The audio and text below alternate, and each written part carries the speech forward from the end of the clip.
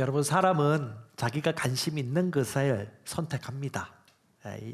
육신적인 것을 추구하는 사람은 육신적인 생각을 항상 머물러 있고요. 하나님을 추구하고 하나님을 갈망하는 사람은 영적인 생각 안에 머물러 있습니다. 삶은 항상 그렇습니다. 하나님은 우리가 관심 있어 하는 것에 항상 눈을 두고 계십니다. 그것이 의식하든 의식하지 않든, 의식적으로 선택하든 무의식적으로 선택하든 우리는 항상 어떤 선택을 하고 살아간다는 것을 꼭 기억하십시오. 그렇게 진단하면 일단은 의식하면서 내 삶이 어떤 그림으로 그려질 것인지를 우리 각 사람은 생각하고 선택하셔야 됩니다. 지금까지 수많은 사람들이 하나님은 생사화복을 주관하신 하나님이라고 믿습니다. 예, 그 말도 맞습니다. 하지만 이제 좀 더 다음 단계의 사고와 계시 가운데 가셔야 됩니다. 하나님은 생사화복을 주관하시지만 신약 이 시대 가운데 생사화복을 내 앞에 두셨다는 사실입니다. 그 말의 의미를 저와 여러분들은 반드시 오늘 이해하셔야 됩니다. 자, 신명기 30장 19절 말씀 같이 한번 읽어보겠습니다. 내가 생명과 사망과 또 복과 저주를 너희 앞에 두었나니 그러므로 너와 내 씨가 살기 위하여 생명을 택하라. 아멘. 자, 주님께서 말씀하시죠. 네 앞에 생명과 복과 저주와 축복을 네 앞에 두었으니 네가 선택하라. 하나님은 존중하시는 분이시고 각 개인의 선택을 인정하시는 분이십니다. 그래서 하나님은 우리 개인의 의견과 선택을 존중하셔서 삶을 지어져 가도록 인도해 주십니다. 하나님이 여러분의 선택을, 여러분의 생각을 존중하십니다. 여러분, 믿음이 뭐예요? 믿음은 선택하는 겁니다. 생명을 선택하든지 죽음을 선택하든지, 복을 선택하든지 저주를 선택하든지. 근데 하나님은 우리를 너무 사랑하기 때문에 그냥 아예 처음부터 생사화복이 있는데 생명을 선택하고 축복을 선택하라고 덜어내어 놓고 얘기하시는 거예요. 왜? 아버지시기 때문에. 믿음이 선택이란 걸 아는 사람은 깃발 꼽습니다. 주변 환경이 바뀌었을 때 꼽는 것이 아니고 처음부터 가장 좋은 것, 가장 합당한 것을 꼽아요. 그것이 믿음이기 때문에. 그러면 우리 20절 이것이 무슨 말씀인지 이해할 것입니다. 그리하면, 네가 생명을 선택하면, 그리하면 너가 주 너의 하나님을 사랑하고 그분의 음성에 순종하고 또 그분을 굳게 붙들 수 있으리라. 그분은 네 생명이요 네 날들을 길게 하는 분이니 이로써 너가 주께서 내 조상 아브라함과 이삭과 야곱에게 주리라고 맹세하신 땅에 네가 거해하리라. 처음에는 생명을 의식적으로 선택해요. 근데 생명을 선택하고 축복을 선택하고 생명을 선택하고 관심을 기울이고 그 생각 안에 머물러 있으면 이후에는 어떻게 될까요? 무의식적으로도 생명을 선택합니다. 여러분, 인생은 자기가 의식하든 의식하지 않든 무의식적이든 의식적이든 삶은 항상 선택이 필요해요. 내가 미처 몰랐어요. 그건 핑계입니다. 우리에게 길이 주어져 있는 거예요. 근데 우리가 선택하는 겁니다. 무의식적으로 생각 없이 지낼 수 있어요. 하지만 그렇더라도 그는 인생을 어떤 방향으로 반드시 그림을 그리고 창조하고 있다는 것을 아셔야 됩니다. 어떤 분이 저한테 전화상에 그렇게 얘기해요. 목사님, 저는 하나님께서 모든 것을 다 해주실 줄 알고 기다려왔대요. 근데 이번에 깨달았대요. 빨리도 깨달으셔. 네, 너무 빨리 깨달았어. 얼마나 수동적인 삶을 살았겠습니까? 하나님이 다 해주신다. 참 믿음 있는 말 같아요. 그렇죠? 하나님이 다 해주신다. 무책임한 말이에요. 하나님이 다 해주시지만 우리가 해야 할 것도 주셨어. 두 가지 다 강조해야지. 하나님이 다 해주시지만 우리가 할 것도 주님이 말씀 다 해주셨어. 말씀 다 해주셨어. 그러면 내가 해야 할 것을 다 하면 되는 거지. 근데 중요한 건 뭐예요? 내가 먼저 선택하는 겁니다. 뭐라고 말합니까? 우리 신명기 30장 14절에 왜 이런 말씀하셨을까 생각해 보세요. 지난주 우리 신명기 말씀 읽지 않았습니까? 하나님의 말씀이 너무 가까워서 네 입에 있고 네 마음에 있으니 그러므로 네가 말씀을 행할 수 있다. 그 말씀이 하늘 끝에 있어서 누군가 가서 그 하늘로 올라가서 그 말씀을 가져와서 보여주지 않아도 돼. 하나님의 말씀이 저 바다 끝에 있는데 배 타고 가서 누가 그 말씀을 가지고 와서 너한테 보여주지 않아도 돼. 뭐라고요? 진짜 너에게 가까이 있다. 어디에? 내 입에 있고 네 마음에 있다. 왜 이렇게 말씀하셨을까요? 누가 해주는 게 아니야. 이미 너에게 그 권리가 있으니까 네가 그 말씀을 선택하면 되는 거지. 네가 그 말씀에 깃발을 꽂으면 되는 거지. 라는 하나님의 이 의도 있는 이 메시지가 보이십니까? 아멘. 항상 우리는 성경 말씀 볼 때마다 그 말 안에는 그분의 생각이 들어있고 그 의도가 있다는 것을 생각하고 전후 문맥을 보면 하나님의 뜻이 너무 명확합니다. 주님은 말씀합니다. 말씀은 숨겨지지도 않았고 멀리 있지도 않아. 보여지고 돼 있어. 그리고 네가 앞에 있거든. 그래서 네가 선택하는 거야. 성경에 보면 진짜 육신적인 사람 하면 누가 생각나십니까, 여러분? 우리 집사님, 성경에 육신적인 사람 하면 누가 생각나세요? 사람마다 다르겠죠.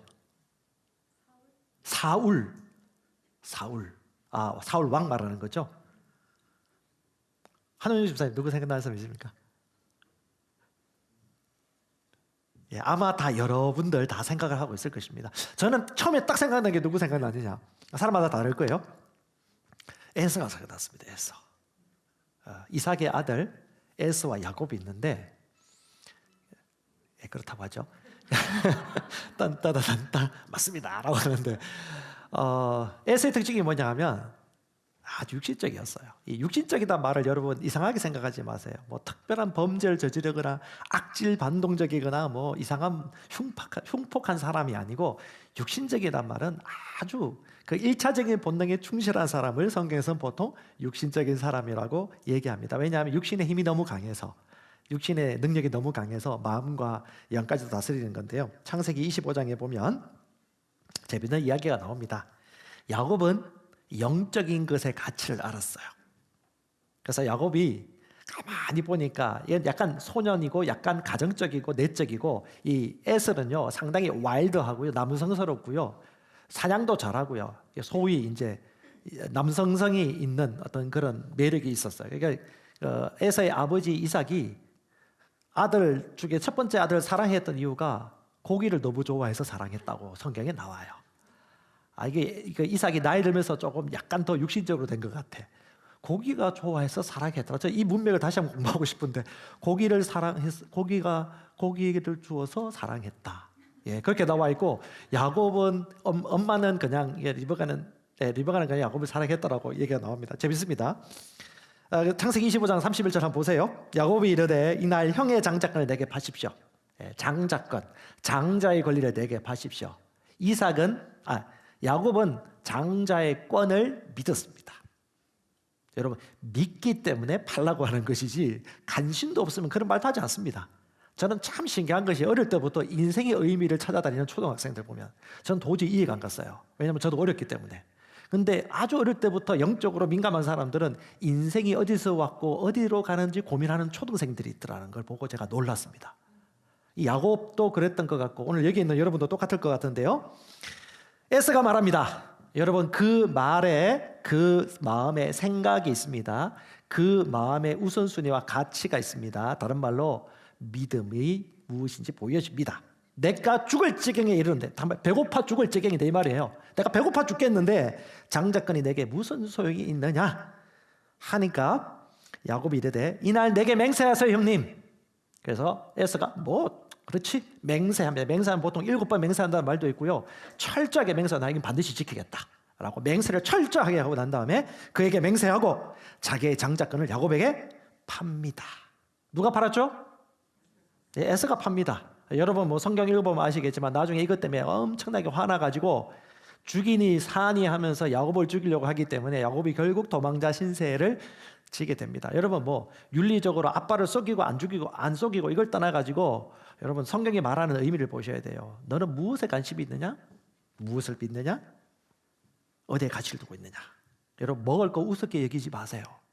성경에 보면 먹는 것의 역사가 쫙 파노라치면 참 파노라처럼 펼쳐집니다. 아담과 하와가 처음 죄를 지을 때 뭘 먹었죠? 먹는 문제였습니다. 선악을 알게 하는 나무 열매가 보기도 너무 좋고 먹음직스러웠어요. 백설공주도 먹음직스러워서 사과 먹다가 죽어버렸습니다. 오죽하면 동화에 거기까지 나올까요? 그렇죠? 이 먹음직스러운 거 잘 보셔야 돼요.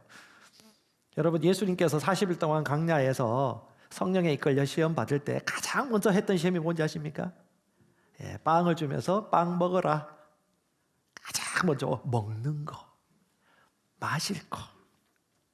40년 동안 출애굽한 백성들이 그 고통과 고난 가운데 40년의 고통을 겪을 수밖에 없었던 이유가 뭐냐? 대체로 먹는 거, 마실 거, 추운 거, 그리고 당장 들어갈 것 같은데 못 들어가는 그 모든 상황들. 이 한번 눈으로 보고 듣고 느끼고 배고프고 갈증나고 하는 이 상황. 그래서 여러분 뭐 잘 아시겠지만 내가 영적 존재라는 걸 아는 사람이면 시간이 지나면 지날수록 이 1차적인 욕구를 참을 수 있는 것이 참 실력이구나. 그리고 절제의 가장 첫 번째 관문이라는 것을 반드시 깨닫게 될 것입니다. 그래서 예수께서 광야에서 마귀에게 시험 당할 때 가장 먼저 했던 말이 그 신명기 8장 3절입니다. 사람이 빵으로만 살 것이 아니요 하나님의 입에서 나오는 말씀으로 살 것이라. 우리 존재가 영적 존재라는 것을 선포하는 겁니다. 저와 여러분 누구예요? 영입니다. 영. 지금 이 자리에 여러분 몸을 가지고 앉아있지만 진짜 저와 여러분들은 영적 존재입니다. 그래서 주님께서 테스트하는 거예요. 네 마음의 생각과 네 영은 하나야. 신명기 8장 2절에 이 말씀 보면서 저는 항상 성경 통독할 때마다 읽었던 말씀인데 이번에 또 새롭게 다가왔어요. 같이 한번 읽어볼까요? 너는 주 너의 하나님께서 이 40년 동안 광야에서 너를 인도하신 그 모든 길을 기억할지니 이것은 그분께서 너를 낮추시며 너를 시험하사 네 마음에 무엇이 있는지 또 네가 그분의 명령을 지키려 하는지 그렇지 아니하는지 알고자 하심이라. 너를 낮추시고 너를 시험할 때 먹고 마시고 덥고 춥고 기다리고 미리 추정하고 추측하는 그 일들 속에서 네가 쉽게 속단 내리고 조급해하고 힘들어하고 짜증하고 불평하고 어떻게 이런 곳에 오게 하셨습니까? 라는 진짜 네 마음, 네 삶을 흔들었을 때 거기서 나오는 네 고백. 어떤 고백? 집사님이 이렇게 얘기하다가 사실은 말이야. 실은 이라고 얘기하는 것들 있죠. 사실은 말이야. 말하지 마. 이거. 말하지 말라고 하면서 말하는 그거. 그게 진짜예요. 근데 하나님이 그걸 보기를 기다렸다니까요. 하나님이 들어요, 안 들어요? 내가 사람 말에 말한 것 같죠? 주님은 다 들으세요. 그렇다고 숨기지 않아도 돼요. 안 숨겨도 다 들려요, 하나님은. 왜? 마음을 꿰뚫어 보시는 분이신데.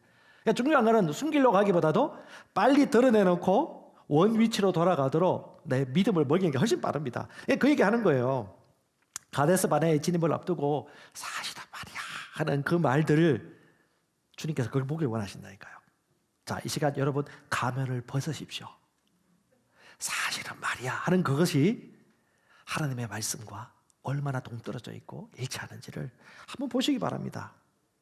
여러분 왜 이스라엘 백성들이 가데스 바네아에서 결국은 하나님의 테스트에 떨어져 가지고 40년 동안 고생하다가 나중에 가나안 땅 들어가게 되는데 왜요? 하나님이 일부러 고생시키려고 그렇게 한 것 같습니까? 가나안 땅 들어가는 게 얼마나 어려운지 알겠느냐? 쉽게 생각하지 말라. 이렇게 얘기하려고 그분께서 그렇게 하셨을까요? 아니요. 하나님은 아버지시라니까요.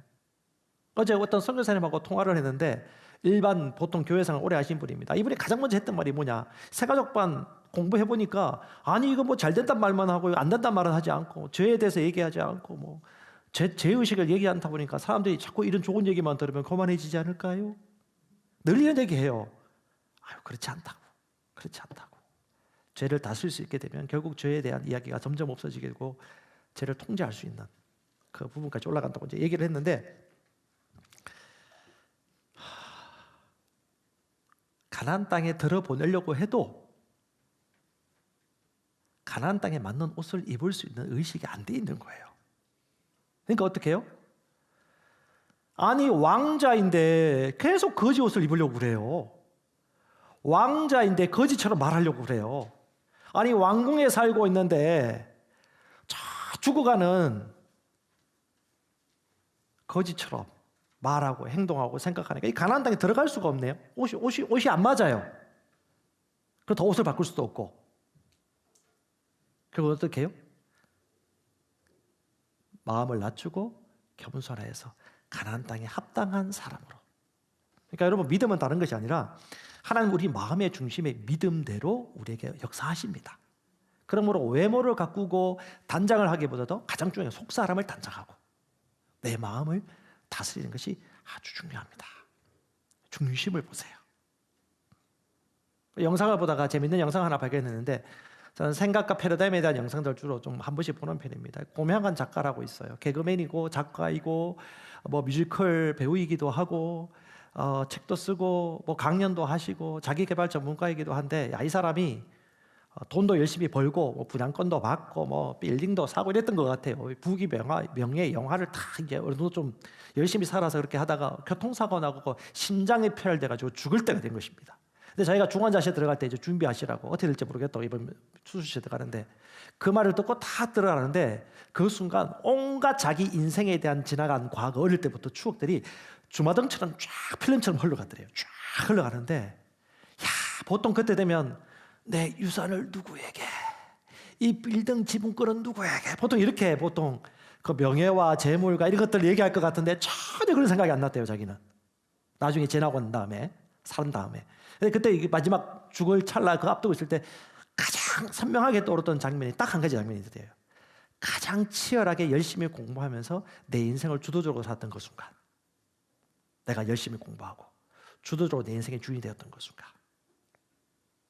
그래서 이 사람이 지금 열심히 일하고 있고요, 강연도 하고 있고요, 돈도 벌고 있고 열심히 살아요. 근데 이분이 만약에 1,000만 원으로 살 수 있다 그러면 자기가 1,000만 원 버는 것뿐 아니고 9천만 원, 1억을 더 벌려고 그래요. 왜냐? 꿈이 생겼어요. 어떤 꿈? 인생을 사유하고 인생을 올바른 자리에 올라갈 수 있도록, 그 사람이 눈을 뜨자마자, 입원 실에서 눈을 뜨자마자 그러면 책을 읽기 시작했어요. 도서관을 만들어야 되겠다. 저들의 마음과 생각을 스스로 주도적으로 살아갈 수 있도록 책을 통해서 저들의 생각을 변화시켜야 되겠다라고 꿈이 생기니까 돈 버는 목적이 달라진 거예요. 사업하는 이유가 달라진 거예요. 아유, 그분 보면서 참 훌륭하다, 멋있다라고 생각했습니다. 저는 그 말씀, 그 영상 보면서 딱 생각했어요. 야, 하나님이 우리에게 원하는 게 무슨 말일까? 무슨 마음일까?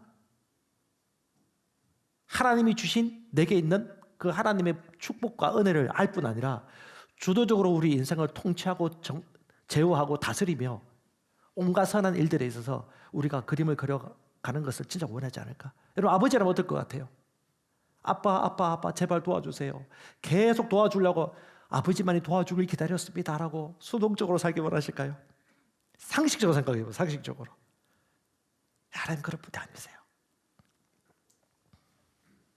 여러분, 믿음이 큰 사람은요, 상황을 다스립니다. 믿음은 다 있어요. 네, 더 큰 믿음을 가진 사람이 믿음은 작은 사람을 주관합니다. 그것이 육신이 될 수도 있고 영적인 것이 될 수도 있습니다. 이 세상의 꿈이 될 수도 있고 하나님이 주신 꿈일 수도 있습니다. 그것이 어떤 종류의 믿음이든지 무엇을 믿고 있느냐, 내 마음속에 무엇을 추구하고 있느냐. 저는 이번에 압사 사건도 마찬가지고 수많은 일들을 보면서 참 인생 앞길은 알 수 없다. 참 겸손하자. 그리고 언제 어디서든 우리가 주님께 또 불려갈 수도 있는데 그때 나는 어떻게 살았을까? 하나님을 생각하지 않을 수가 없다. 그러면서 더 생각되어지는 것이 주님과 우리 믿는 자들이 인격적인 교제, 그 가운데 하나님의 음성을 듣고 그분의 세미한 소리를 따라 한 걸음 한 걸음 순복하면서 열매를 맺어 나가는 삶, 이것보다 값진 인생이 있을까? 내 열심보다도 하나님의 음성이 우선이고 내 노력보다도 하나님이 일하시도록 나를 양보하는 것. 여러분, 이것보다 값진 인생이 있을까요? 여러분, 로마서 8장 8절에 얘기합니다. 육신에 있는 자들은 하나님을 기쁘시게 할 수 없느니라. 히브리서 11장 6절도 얘기합니다. 믿음이 없이는 하나님을 기쁘시게 하지 못한다. 하나님이 계신 것을 인정하고 그분을 찾는 자들에게 상 주시는 이심을 믿어야 할지니라. 수많은 기라성 같은 사회 저명 인사들이나 고위 관료들이 그렇게 살다가 결국 인생을 마무리할 때쯤 저마다 자기 인생을 정리해야 될 때고죠. 오늘날 현대인들, 특별히 기독교인들 가운데 우리는 그 두 가지 또 선택을 하셔야 돼요. 마이너스 있다가 제로로 가는 삶. 내 인생, 우리 가족, 우리 애들, 우리 남편, 우리 아내, 우리 가족 잘 먹고 잘 살고 필요를 채워받는 거 반드시 필요하죠. 근데 그거가 동시에 그다음 뭐예요? 플러스 알파 하나님이 보여주신 게 있죠. 예수님이 이 땅에 오셔서 사셨던 그 인생. 다른 사람의 성공에 동참하고 다른 사람의 승리에 동참하고 영혼을 살아가는 그 인생. 네. 우리 청소년부 얘기 지금 별로 없는 것 같은데 우리 청소년들 잘 기억하십시오. 청소년들 언제 진짜 그의 믿음이 드러나느냐? 고등학교, 대학교 입시를 앞두고 공부할 때 다 똑같진 않습니다. 중고등학교 때부터 하나님을 사랑하고 그 하나님 나라의 가치가 깨어진 사람은요, 아무리 입시를 하더라도 마땅히 드려야 될 것은 드리고요, 양의 시간을 질로 바꾸어서 하나님께 올려드립니다. 제 주변에 있던 청소년도 다 그랬어요. 대학교가 먼저입니까? 하나님이 먼저입니까? 그건 어릴 때부터 판가름 납니다. 그 어릴 때 그 믿음이 장년 사이도 대부분 100% 아니지만 대부분 그대로 간다는 거예요. 우리 청소년들 하나님을 선택하세요. 예. 많이 공부한다고 공부 잘 되느냐? 그건 아닌 거 아시잖아요. 시간을 정해서 기도하듯이 시간을 정해서 예배드리고 시간을 정해서 우선순위가 내가 어디에 있는지 자기가 알고 있거든요. 입시 공부할 때 청년들 결혼할 때 다 드러납니다.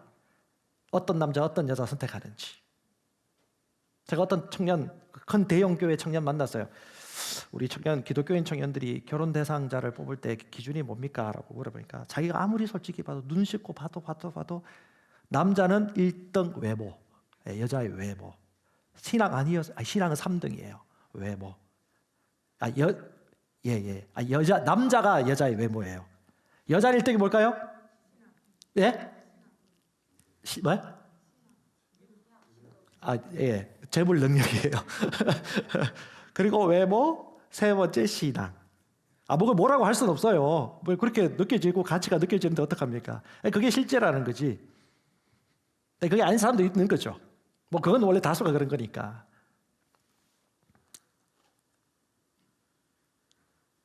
예. 결혼하신 분들 외모가 우선입니까? 그럴 수 있겠죠. 예. 키, 외모. 예. 전 저희 아버지가 대머리예요. 저희 아내는 대머리 될 줄 생각 못했을 거예요. 그때 머리가 많았거든요. 얼마 가지 않았습니다. 제가 만약에 40대 가지고 결혼하려고 노총 가게 됐다, 쉽지 않았을 것 같기도 한데 왜 외모를 울쓰는 보니까 사람들이 성령 충만해야겠죠. 예. 이왕이면 금상치마, 다홍치마라고 얘기하긴 하는데 웃음소리는 중요하겠죠. 그 다음에 뭐예요? 결혼하고 난 다음에 아기 놓을 때 아기를 왜 놓는지, 왜 안 놓으려고 하는지, 그 이유가 뭔지 그때 믿음이 드러납니다. 합당한 이유인지, 세상 사람들이 말하는 똑같은 이유인지. 그 다음에 취업할 때, 회사 고를 때, 그리고 우리 어머니 아버지가 되실 때는 며느리하고 사위 고를 때 다 드러납니다. 여러분, 삶의 아름답고 건강한 메시지를 부여하십시다. 여러분, 우리의 마인드는요, 우리의 마음은, 우리의 생각은 우리 마음의 그림입니다. 마음 안에 생각의 기능인데 주 기능이에요. 그러니까 우리의 생각이 마음의 그림이에요. 하얀 도화지에 붓을 가지고 그림을 그리는, 내 생각이 어떤 그림을 그리는 겁니다. 어떤 생각을 선택하느냐에 따라서. 수북화를 그릴 수 있고 수채화를 그릴 수 있고 자연을 그릴 수도 있고 동물도 그릴 수 있겠죠. 그러니까 우리 인생의 도화지 가운데 내 생각을 통해서 내 마인드를 그리는 겁니다. 거기다가 내 생각을 통해서 인생의 삶의 메시지를 부여하는 것입니다. 그래서 우리 생각을 잘 다뤄야 되는데요. 먼저 여러분, 신약과 구약의 가장 큰 차이점이 있습니다. 이사야 55장 8절에 보면 우리가 많이 암송하는 말씀인데요. 주께서 말씀하시죠. 내 생각이 네 생각과 다르고 내 길은 네 길과 다르다. 하지만 여러분, 신약에 와서는 이 말씀을 100% 그냥 받아들이기보다는 재해석하시면 좋을 것 같습니다. 사도 바울은 고린도전서 2장 16절에 누가 주의 생각을 알 수 있을까? 알 수 있다고 얘기해요. 우리가 그리스도의 생각을 가졌더니라. 이것이 구약과 신약의 가장 큰 차이입니다. 구약 시대는 율법 시대였기 때문에 하나님 우리 밖에 있었지만 신약 시대는 우리 안에 계세요. 성령으로. 성령이 우리의 마음의 생각과 협력하여서 하나님의 뜻을 밝혀 주십니다. 그래서 이 복 있는 사람은 주야로 주의 말씀을 묵상하면서 우리의 마음과 하나님의 영이 일치되어져서 같이 인도를 받는 것이죠. 교제하고요. 그 유명한 인물 중에 여러분, 이삭이라는 인물이 창세기 26장에 보면 저 들에 나가서 묵상을 합니다. 근데 이 묵상은 한 번 했던 게 아니에요. 날마다 삶의 패턴이었어요.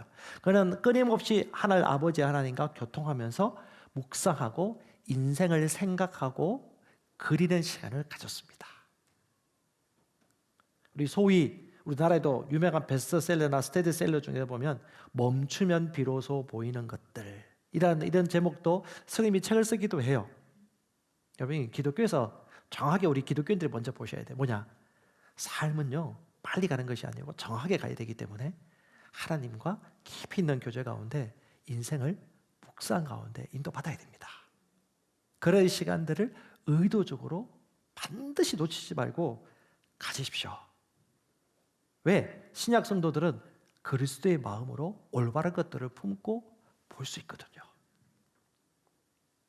자, 율법의 한계와 복음의 능력을 보면 좀 더 이것이 무슨 말인지 이해가 될 것입니다. 창세기 6장 5절에 보면 율법 시대에 살고 있던 사람들의 어쩔 수 없는 이 한계를 얘기해주고 있습니다.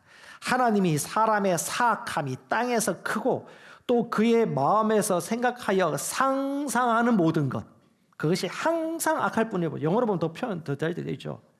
Every imagination of the thoughts of his heart 합니다. 당신 영의 그 생각에 상상하는 것이 뭐요? Only evil continually. 계속적으로 악하다. 그러니까 상상하는 자체가, 그림 자체가 악한 걸 생각하고 그리는 이 본성의 한계가 있는 거죠. 왜? 죄인의 이 외침이죠. 외쳐도 구출이 없어요. 죄인이라고 믿는 사람은 절대 이 상상에서 헤어나올 수 없습니다. 죄인이 아무리 마인드 컨트롤 한다 하더라도 결코 인생의 성공에 이를 수가 없습니다. 죄인은요, 거듭나야 되지 마음을 바꾼다가 될 문제가 아닙니다. 하지만 그리스도인들은요, 마음과 생각을 새롭게 함으로 말미암아 감정을 통제하고 인생을 그릴 수 있는 것이죠. 자, 말씀 잘 나와 있습니다. 같이 한번 읽어봤으면 좋겠어요. 고린도전서 2장 12절부터 같이 읽을까요? 이제 우리가 세상의 영을 받지 아니하고 하나님으로부터 난 영을 받았으니 이것은 우리가 하나님께서 우리에게 값없이 주신 것들을 알게 하려 합니다. 자, 여러분, 하나님이 우리에게 주신 값없이 주신 것 보이세요? 그걸 아십시오. 우리 교회 출석하신 지 얼마 안 되신 분들, 여러분 먼저 믿으세요. 하나님이 여러분들이 잘 보지 못했지만 진짜 값없이 주신 것들이 많이 있거든요.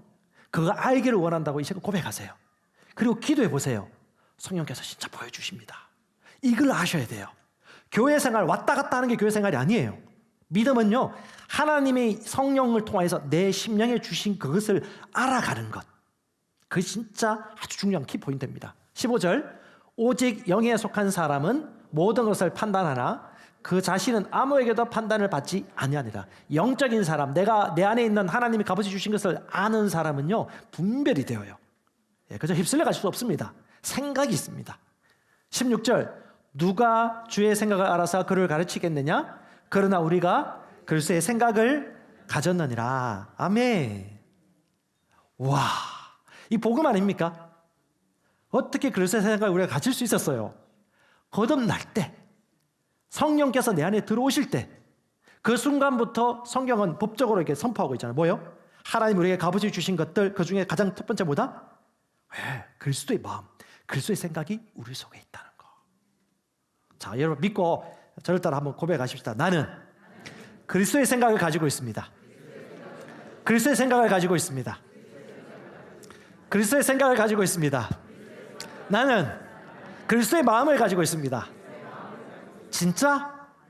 믿어져요? 이 시간 그냥 선택하세요. 믿고 선택하는 순간 그것이 작용되기 시작합니다. 나는 약해서 어쩔 수 없어요. 나는 죄인이니까 어쩔 수 없어요. 상당히 영적인 것 같은데 진짜 무지한 거예요. 신약 성도들에게 주신 이 은혜와 복을 아는 그 순간 왜 죄를 말하지 않기 때문에 교만하지 않습니까? 라는 질문을 할 수가 없다니까요. 여러분 저도 그런 경험 해봤어요. 처음에 복음을 만나고 난 다음에 너무 교만해지지 않을까? 사람이 너무 이상한 대로 하늘 솟아 올라가지 않을까라는 이런 죄의 의식이 스물스물 올라와요. 근데 내가 빛 안에 있고 하나님이 내 안에 계신 이 의식 가운데 살아가면요, 죄를 짓기 어려워지고요, 죄가 기억나기 힘들지 않아요? 그렇죠? 실수할 때도 있죠. 하지만 착시 no 하고 바로 이제 거절하고 난 다음에 의롭게 살아가잖아요. 경험하지 않으면 말을 할 수 없죠. 요한 1서 3장 19절인가 3장 9절인가 거기 보면 하나님께로부터 난 자가 어떻게 죄를 지을 수 있겠냐 이렇게 하거든요. 우리는 그 말씀 믿습니다. 아멘. 하나님께로부터 태어났는데 어떻게 죄를 지을 수 있어요? 그것에 우리 생각이 너무 적응이 되셔야 돼요. 하나님께로 태어난 자가 어떻게 죄를 지을 수 있느냐. 근데 또 한편에 이렇게 인간이니까 죄를 짓지. 어디서 많이 들어본 얘기야.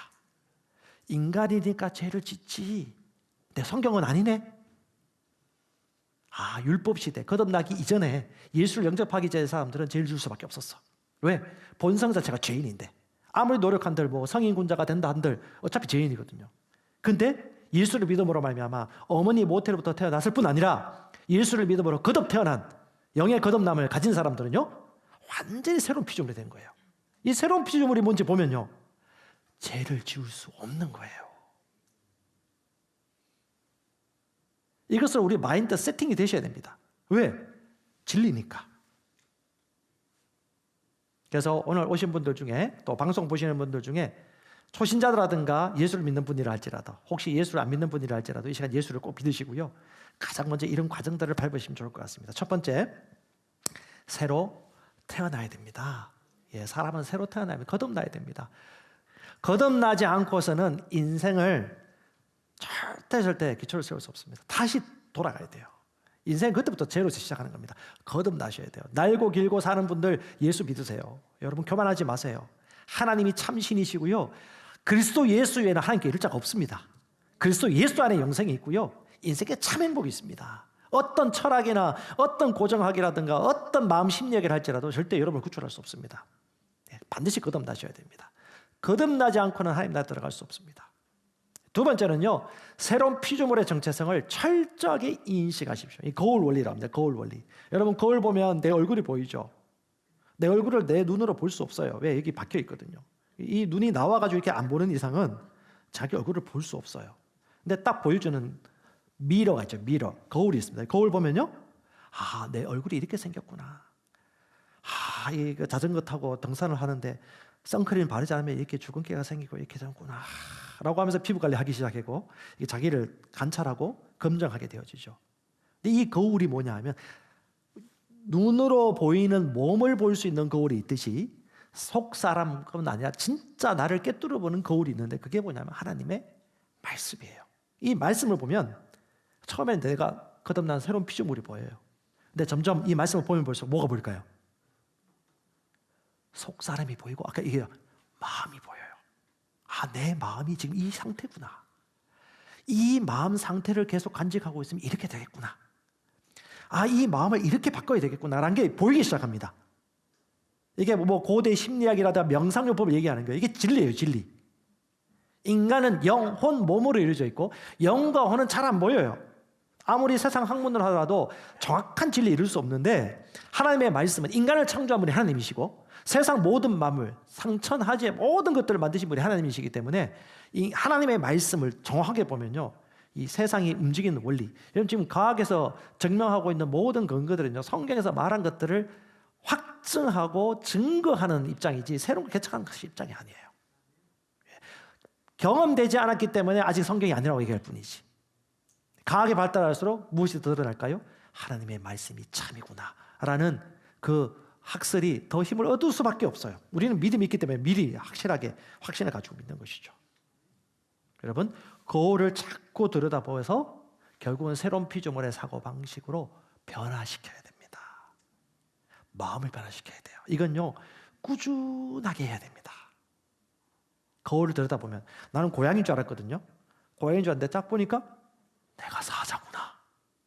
이 순간 인생이 변합니다. 내가 이런 존재였구나 라는 순간 사실은 말이야 없어져요. 그냥 말한 것하고 사실은 말이야가 이게 삭제돼요. 그리고요, 그냥 말한 게 그냥 나인 거예요. 이거 어떻게 해요? 뒷담화가 없어져요. 이 말의 의미를 아시겠습니까?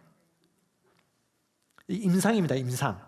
십수년간 그냥 사람들을 만나고 그 인생이 되고 안 되고 삶이 풀리고 안 풀리고 믿음 생활 제대로 하고 안 하고 이 인생을 살펴보면 대부분 안 되는 사람들의 특징이 뭐냐면 사실은 말이야 이게 있어요. 그거 없어도 되는데. 그렇죠? 세 번째, 마음에 아무 생각이나 허락하지 말고요, 파수꾼을 꼭 두십시오. 꼭 이제 늦게 불이 켜져 있는 사람들이 떠오르는 걸 어떻게 해? 생각이 나는 걸 어떡하냐고. 원래 생각이 나요. 원래 떠올라요. 합당하지 않은 생각들. 그걸 어떻게 해요? 바로 그때 노 해야 돼요. 바로 절제하고 노. 이 생각은 하나님과 일치하지 않아. 이건 내 인생이 아니야. 내가 안 된다고 네가 할 수 있는 게 뭐가 있어. 그 엄마 아빠의 말을 난 거절해. 하나님께서 나는 할 수 있다고 말씀하셨어 라고 믿고 거절을 하셔야 돼요. 다시 말하면 인생을 여러분 주도하셔야지 다른 사람의 말이나 떠오르는 생각에 절대 맡기지 마세요. 우리가 할 수 있습니다. 그 다음 4번, 5번은요 아주 훈련이 필요한 겁니다. 이건 철저하게 훈련이 많이 필요한 첫 번째가 감사하며 사는 것입니다. 여러분, 감사는요 감사하며 살기로 결단하셔야 돼요. 감사하지 않을 것들이 보일 거예요. 그런데 감사함으로 알려지게 하세요. 이건 훈련이 필요합니다. 성경에는요 강하고 담대하라고 합니다. 겁먹지 말라고 말합니다.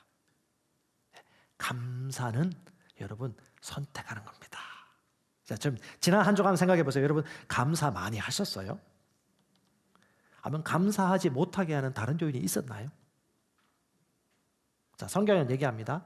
모든 일에 감사하라. 왜요? 그것이 형통의 비결이고 건강의 비결이고 순적한 삶의 비결입니다. 어떤 분들은 감사 일기 쓰라고 하죠. 그것도 좋은 방법입니다. 근데 빌립보서 4장 6절에 보면 아무것도 근심하지 말고. 왜 근심하지 말라고 하셨을까요? 근심하지 않을 수 있는 능력이 있기 때문에. 근심하지 않을 수 있거든요. 없어요, 없어요. 있어요. 없어요, 있다니까요. 라고 얘기하셔야 돼요. 있어요. 근심하지 말고 모든 일들에 대해 너희가 원하는 바를 어떻게 해요? 감사와 더불어 주님께 알려지게 해라. 알려지게 하는 말이 무슨 말이에요? 말하라는 거예요. 감사를 고백하라는 겁니다.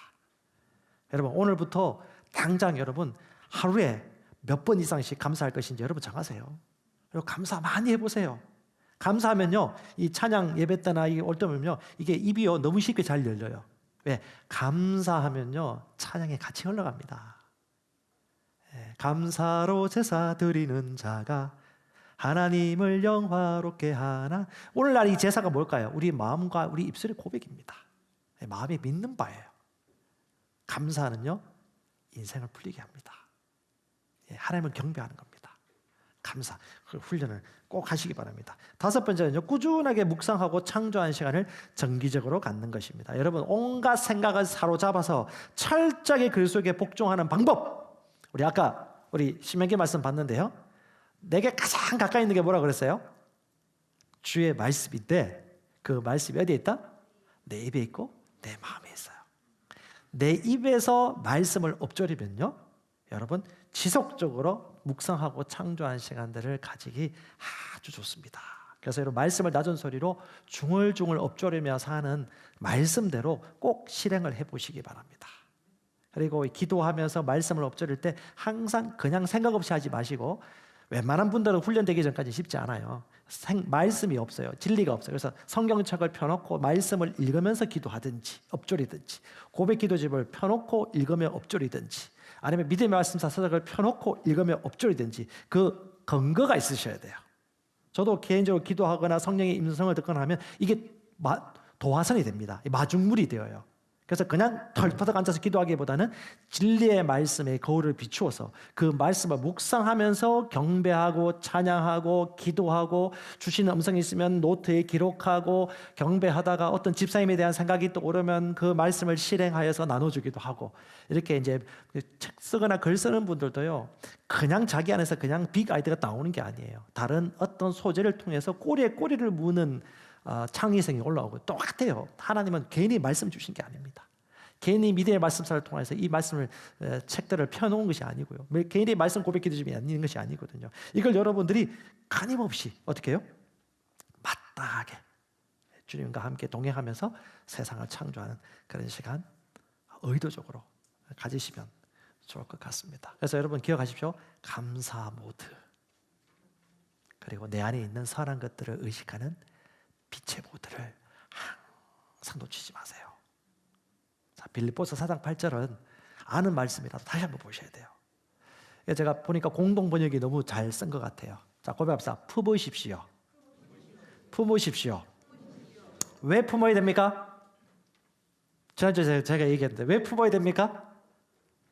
반드시 잉태하거든요. 그래서 이걸 품으셔야 돼요. 의식적이든 무의식적이든, 이게 의식적일 때 자꾸 품으세요. 그러면요, 무의식적으로도 품고 있는 자기 인생을 보게 될 겁니다. 같이 고백할까요? 형제 여러분, 끝으로 여러분에게 당부합니다.